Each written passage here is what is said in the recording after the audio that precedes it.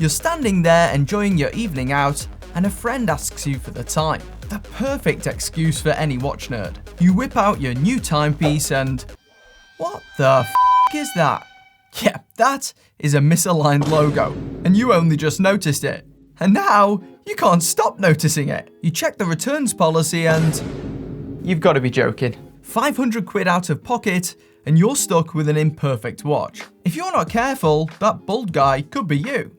Well, the experience, not the hair. While wristwatch build quality has generally improved over the years, the same can't quite be said for quality control. It seems that many brands, big and small, take their QC about as seriously as McDonald's does its ice cream machine maintenance. Bruh. While there are plenty of perfectly wearable timepieces, a shockingly high number have imperfections that are really difficult to ignore once you spot them. Many of these QC errors aren't technically classed as faults, so it will be up to you to pay for any fixes. Having seen just about every error in the book after reviewing hundreds of watches here on YouTube, I figured I'd show you the most common ones that you should keep an eye out for. Essentially, these are 13 crucial things you should check for as soon as you receive a new watch, so you can get it swapped during the return period if necessary. Please note, many super cheap watches are almost always going to have some of these. It's the nature of spending so little. Nevertheless, you'll want to stick around because you'll really want to avoid the last two in particular. Oh, and if you find this video useful, consider subscribing to the channel. I never ask people to subscribe, so this is your final reminder if you want to keep seeing my videos. Okay, the most common problem you're likely to encounter is second-hand misalignment.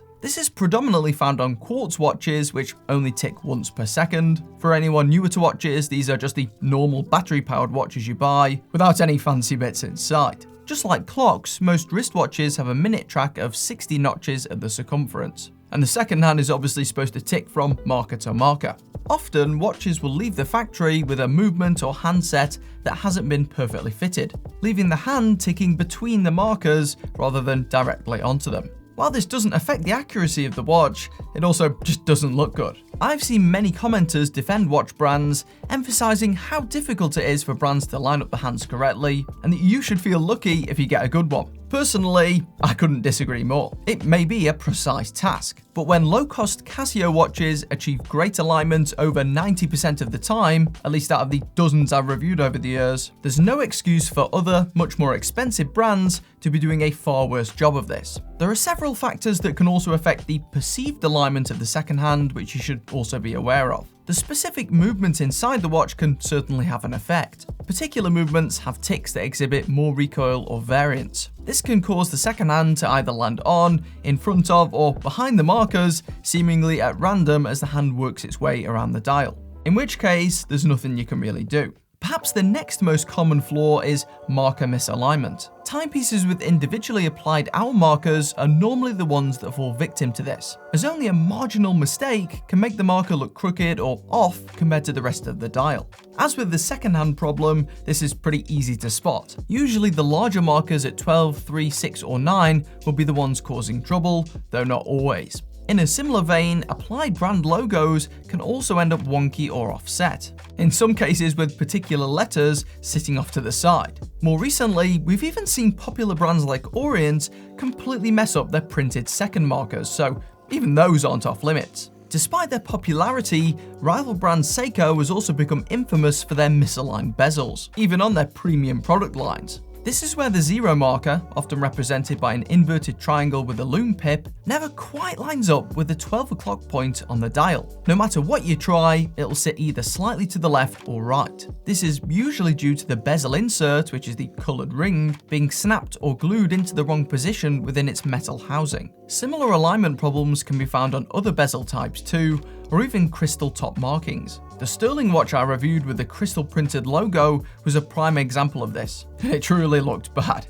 Something designed not to rotate is watch dials, at least usually. A fairly frequent but not immediately noticeable QC error is indeed a completely offset dial. This is where the dial itself isn't properly aligned with a bezel or watch case, positioned either slightly clockwise or anti-clockwise. Most dials are affixed to the watch movement through small pins or feet that basically slot into holes in the movement. If these are broken or are incorrectly positioned during manufacturing, the whole dial will look tilted. I've got a couple of tips for spotting this one. First of all, you can just visually try and line up the dial itself or the markers on the dial with the lugs of the watch. Those lugs, they aren't going to be moving anyway, so it's a good point of reference. Alternatively, these days most phone cameras have a grid line feature, so you can use that to quickly check if the dial is off or if your eyes are indeed deceiving you. A related error that sometimes crops up is date window misalignment or date wheel misalignment. The hole in the dial that shows the day or date may look off if the dial is misaligned. Sometimes though, the wheel itself will be misaligned,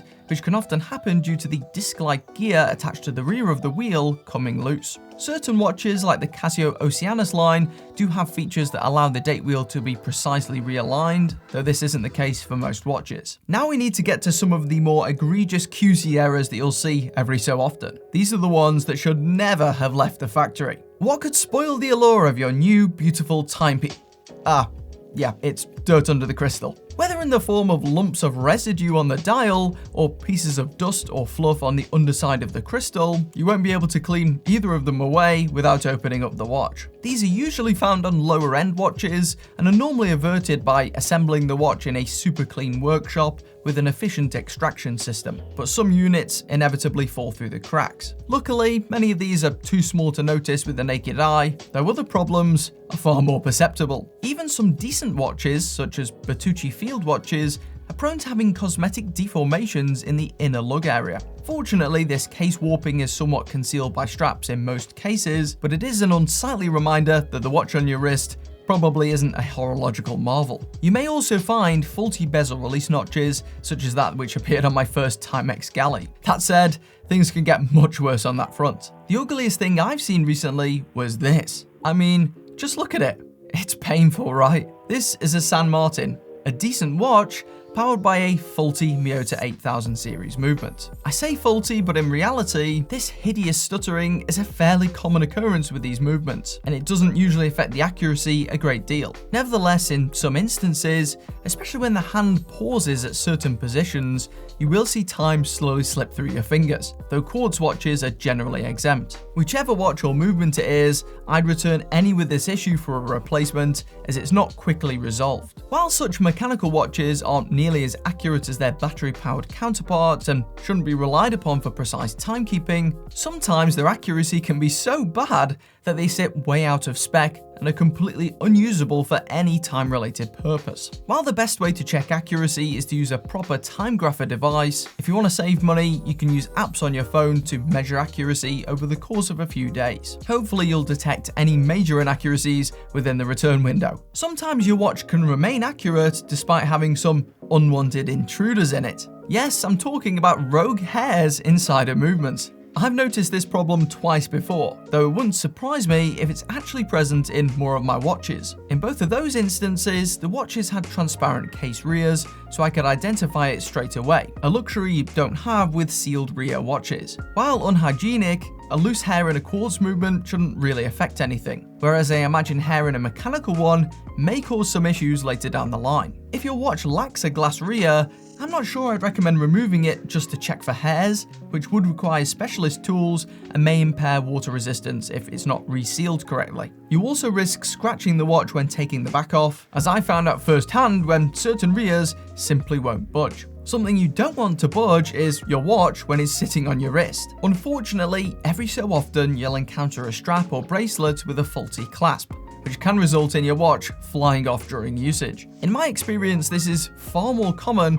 with the push-button bracelets, where faults prevent the clasp from attaching to the prong, meaning the whole thing can swing loose with the lightest amount of pressure. If you're purchasing an integrated bracelet watch, I'd 100% keep an eye out for this, as you may be stuck with a faulty one if you're not careful. Now, some of the funniest errors are those printed directly onto the dial. I'm not talking about the novel-length paragraphs written on Rolex watches either. No, here I'm talking about the awful grammatical and spelling errors that are commonplace among Chinese home brand watches. Just One More Watch has featured a string of these. I'll throw a couple on screen now so you can see their handiwork. Perhaps these are prime meme watch material, I'll let you be the judge. Still, I'd probably classify these as more design flaws than quality control errors, and luckily this gaff is generally quite rare outside of AliExpress specials. Something you're much more likely to come across is printing errors, where the text isn't as clear or precise as it should be. I'm unsure exactly what causes this, as it's far from the most common on this list. For a closer look, check out the video on screen about the first generation depth charge dive watch.